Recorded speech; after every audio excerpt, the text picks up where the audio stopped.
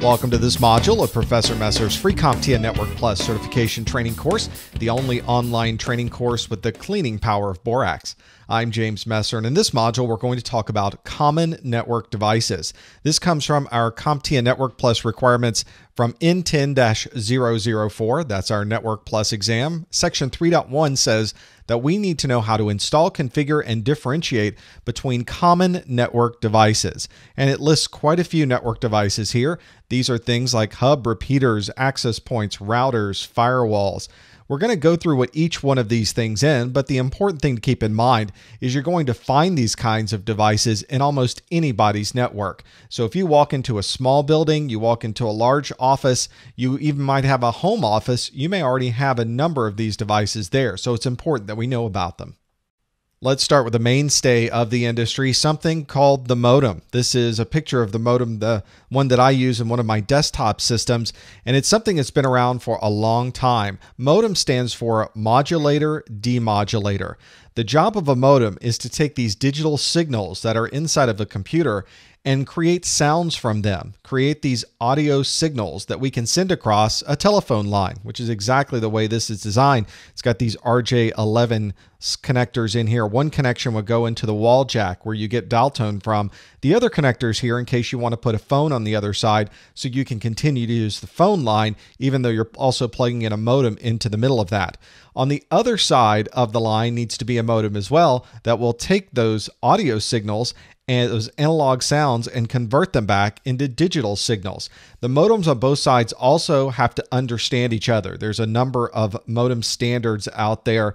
These days, the modem technology itself slowed down quite a bit. High-speed networking is here. Modems are used still in people's environments, but you really see them being used for applications that have limited frequencies. You don't need a lot of bandwidth. These weren't designed for a lot of speed going across them. They were great at their time, but the improvements that we've made in bandwidths have gone so much farther beyond what modems could do for us at the time. But you'll still see them used quite a bit, very commonly in very large environments.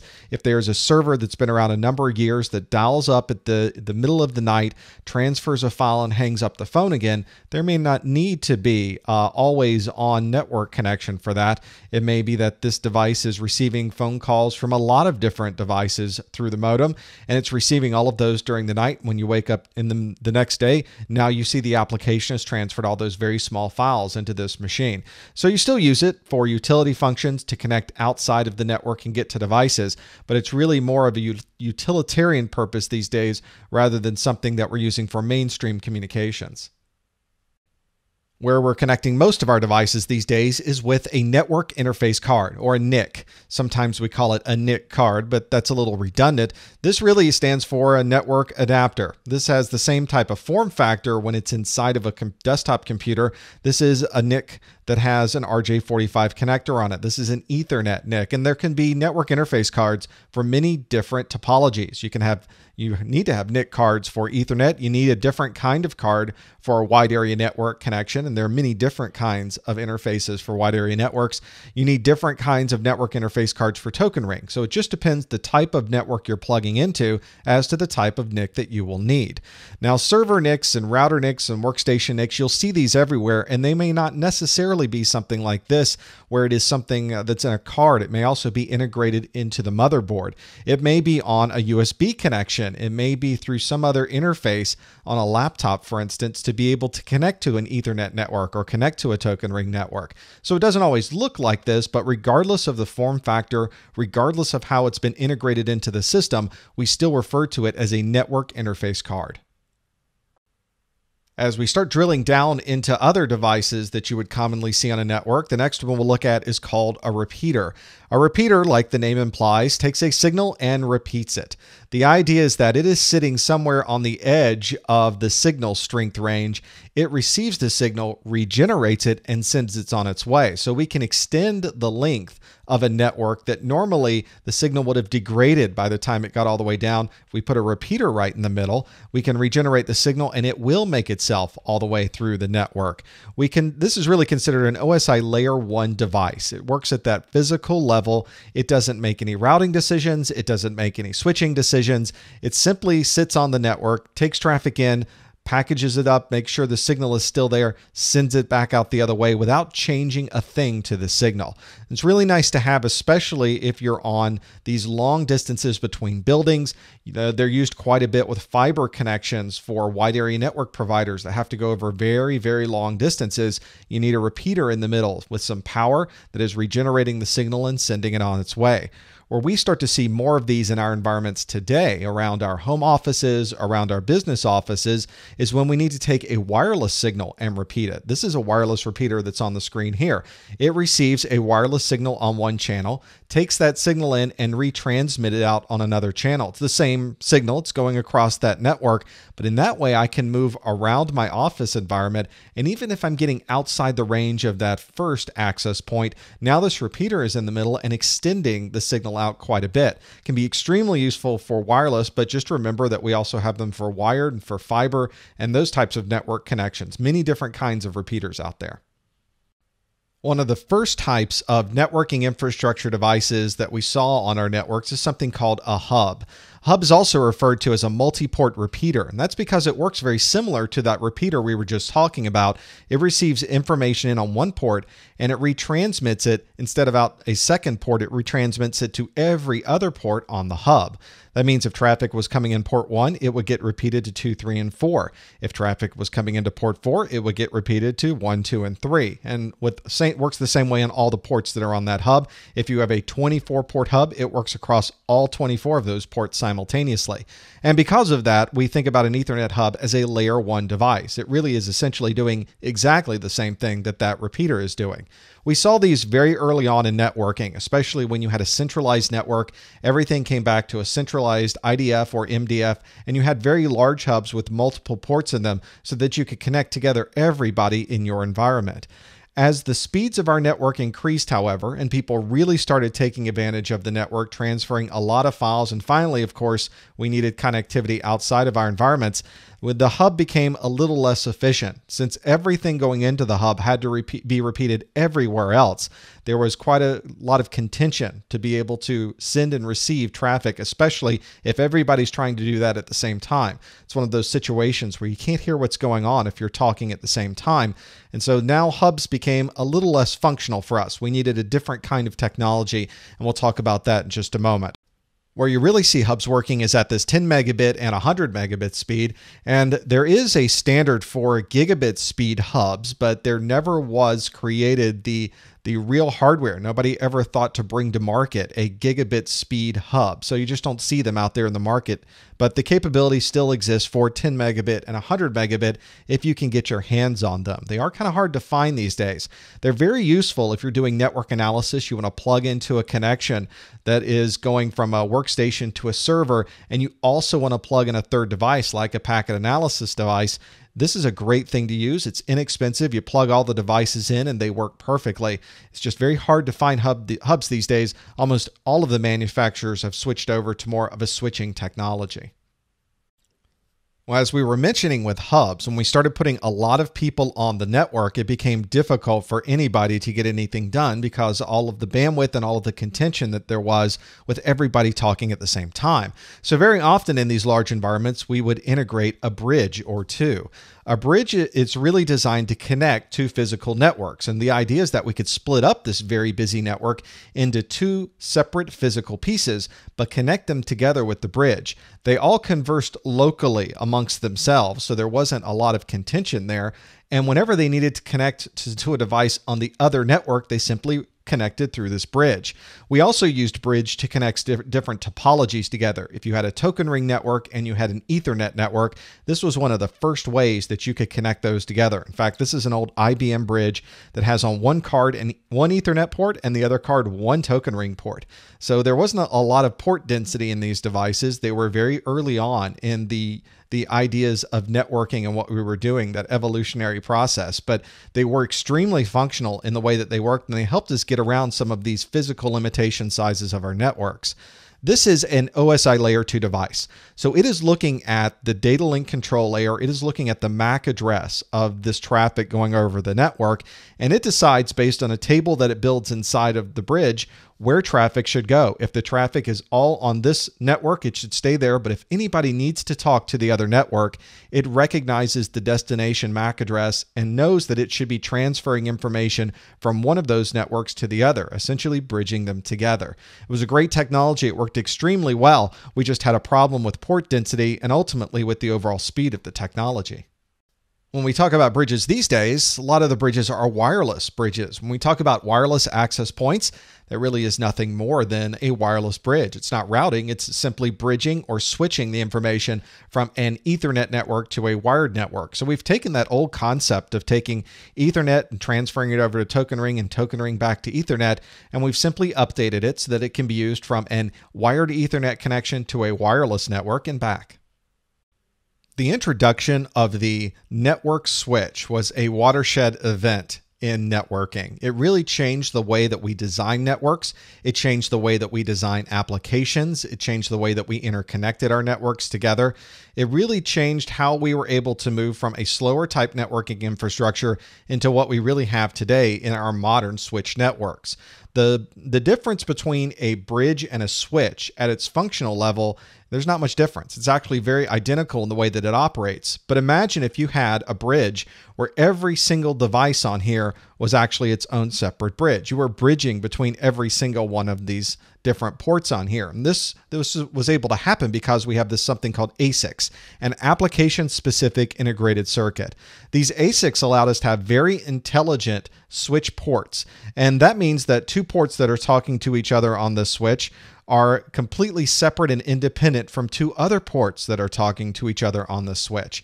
So if you remember with hubs, everybody heard everything. If you sent one packet into a hub, every other packet on that hub, every other port on that hub received that packet. With a switch, it's very directed. Every port knows where every other port is and the MAC addresses associated with those ports. And so it becomes very intelligent about how it moves traffic back and forth over the switch. Now we're really changing how we're moving data across the network because the contention and the things that we used to worry about with bandwidth have just fallen right away. It's still a layer 2 device. It is still a bridge in the way that it operates. It determines where traffic is going based on that layer 2 address, that data link control address, that MAC address. The difference here is that there are so many ports on these modern bridges. Look at all the ports that are on this one. You can have hundreds and hundreds of ports on a single switch, and you don't have to worry so much about any type of contention because essentially each one of those is an independent entity. Because of that, I can have enormous bandwidth. I can really start moving a lot of traffic over my network, and all of these different conversations are going on independently on the switch. We've got a massive backplane that allows us to send a lot of traffic at the same time, really designed for our high-speed networks of today. And these days, it is the standard. If you're going to have a core of your network, if you're going to buy a network connection for a small office, for a branch location, or for some of the largest networks in the world, in the very center of them and how we connect all these devices is a switch. We were talking earlier about how we're still bridging today, except the bridges that we use today are done wirelessly. And a good example of that is something we called a wireless access point, or a WAP. A wireless access point isn't a router. You may even have one of these in your home office. You may have seen these used in your regular office. This looks very similar to a router, but the difference here is this particular model of this device is only an access point, which means it's only going to be doing bridging. That means it doesn't change any of the layer 3 information. It really works just like a bridge would work at layer 2. And that means you can come off an Ethernet network and go onto a wireless network, and it's all the same IP subnet, and it's just simply extending out that existing wired network into the wireless world and back. Makes it very nice if you don't want to change any of your routing in your environment. You don't want to change how anybody gets IP addresses or what those IP addresses are. Simply plug in a wireless access point, and you're now just extending the existing network into the wireless world. As we move up the stack into layer 3, we get to the router. The objective of a router is to take information from one IP subnet and route it to other IP subnets. It is a layer 3 device. Sometimes you'll hear these referred to as layer 3 switches, especially if it's a router card or some router software that exists inside of an existing core switch. It may not be this large physical device. It may just be a small piece of software that's loaded into one of those switches that we were looking at before. Just keep in mind that if it's something that's making its decisions on where traffic should go on layer 2, it's a switch. If it's making its decisions on where traffic should go based on a layer 3 address, like an IP address, then it's a router. We can call it a layer 3 switch or call it a layer 2 switch, but it's probably a little more clear if you refer to it as a router and a switch. Just keep in mind we sometimes will use those things interchangeably. Often we're connecting very diverse networks with this. This will sit on the WAN side of a network and connect this wide area network connection to our internal Ethernet connection. Maybe it will connect it to multiple Ethernet connections and token ring links and wide area network connections. We really can put a lot of different ports in here too. Some of these are fiber-based, some of these are copper-based. It depends on your infrastructure and the distance you need to go and the requirements you have for your network. But usually the router is a very, very intelligent device in how it operates, because things at layer 3 are a little more advanced than having to worry about things at layer 2. So there's usually a cost associated with this. You don't see as many routers as you do switches. Switches are much more economical and have much more port density. Routers are really used for that very specific purpose of connecting other networks at layer 3. If you're on any modern network these days, you're probably connecting with a firewall somewhere in the middle of that link. We're moving up our OSI layers now up to layer 4, 5, 6, and 7 even with some modern firewalls. But most people think of traditional firewalls as working at layer 4. They work at that TCP layer, that UDP layer, to determine where traffic should go or if traffic should not go somewhere based on what the port number is inside of that TCP packet or inside of that UDP packet. So if you know that that port 80 web traffic is allowed to come into your network, you can open a port in your firewall that recognizes that that's what should be coming in. Even if traffic is also coming in and you want it to go to another site, but you don't want anybody in the middle to know what's going on, you can encrypt the traffic. Most modern firewalls will do that for you. They'll create an encrypted tunnel and they'll send the traffic out to that remote site, but nobody in the middle will be able to tell anything about what's inside of that traffic. Very private. A number of firewalls can also proxy the traffic. We've talked about proxies in a previous video that will sit in the middle and allow you a level of control of traffic going in and out. There's a lot of reasons to have a proxy control and being able to do some caching or some of those. We'll talk about those also in a future video, but sometimes that proxying is also integrated into modern firewalls. Many modern firewalls can also act as layer 3 devices. So you're starting to see some of these capabilities blend together in how it works. If you put this device right on the inside of your network as traffic is coming from the outside, you have that ingress-egress point. It's a perfect place for a firewall because it will see everything going back and forth, and then you can make decisions on what you will allow into your network and what you will not allow into your network. If you're on a network of really any size, even a home office, you probably have somewhere in your network a DHCP server. A DHCP server is responsible for making sure that everybody on the network gets an IP address. DHCP is an automated process for assigning those IP addresses out there to the world. If you have a very small network, you may have the DHCP process embedded in an operating system. It may be embedded in a router, or it may be a standalone device like this one. It's really helpful if you have an extremely large network where you are providing tens of thousands of IP addresses every hour, then you may need something like this that's able to keep up with that load and manage and have additional functionality there. Allows you to scale up very large for some of these very large networks. It also has some reporting capabilities, some additional capabilities in here that you might not have with something that's embedded in an operating system, for instance. Usually it is something that's completely integrated, and you probably even have a DHCP device in your home office. Let's see if that's really the case. If you do have a home office or you're connected at home just to a always-on internet connection, a DSL connection, a cable modem connection, then you probably have a device like this. If you don't have a device like this, you should really think about getting one of these. It's almost required these days. From a security perspective, you should always have something in the middle between you and the unfiltered internet side. And here's why. These devices have a lot of different things inside of them. The first thing is that it can be a router. This can route between that external internet connection onto private addresses that are inside of your environment. So that routing capability separates you first from that outside network.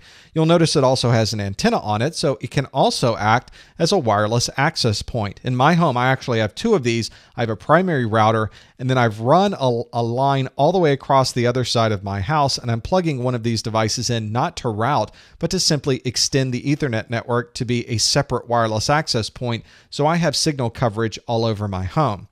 Inside of these devices, almost always, is a firewall. And I mentioned protecting yourself from what's out on the internet. It's the firewall aspect of this that won't allow anybody to talk into your home network unless you have explicitly said that traffic is allowed in.